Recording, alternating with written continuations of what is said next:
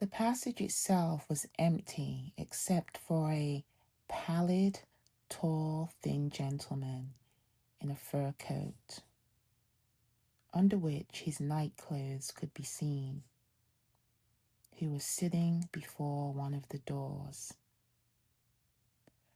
Probably it had become too stuffy for him in the room, so he had sat down outside and was reading a newspaper, but not very carefully. Often he yawned and left off reading, then bent forward and glanced along the passage. Perhaps he was waiting for a client whom he had invited and who had omitted to come. When they had passed him, the servant said to Gerstacker, "That's Pinsgauer." Gerstacker nodded. "He hasn't been down here for a long time now," he said.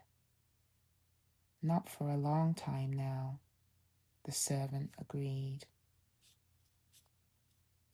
At last, they stopped before a door, which was not in any way different from the others, and yet behind which, so the servant informed them, was Erlanger.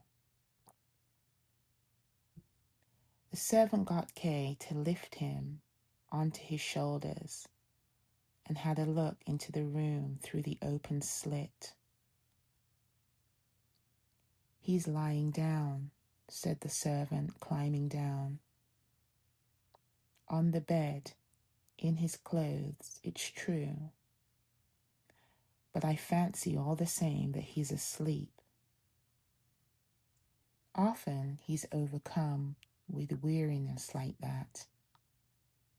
Here in the village, what with the change in his habits, we'll have to wait.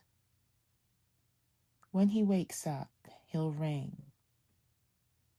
Besides, it has happened before, this for him, to sleep away all his stay in the village. And then, when he woke, to have to leave again immediately for the castle.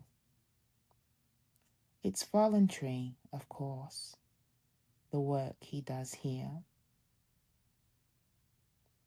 Then it would be better if he just slept on," said Gerstacker. "For when he has a little time left of his work after he wakes, he's very vexed at having fallen asleep and tries to get everything settled in a hurry so that one can hardly get a word in." "You've come on account of the contract for the carting for the new building?"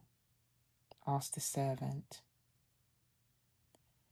Gerstacker nodded, drew the servant aside, and talked to him in a low voice.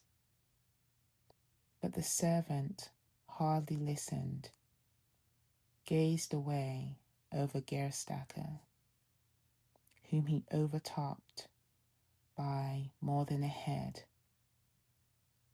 and stroked his hair slowly and seriously.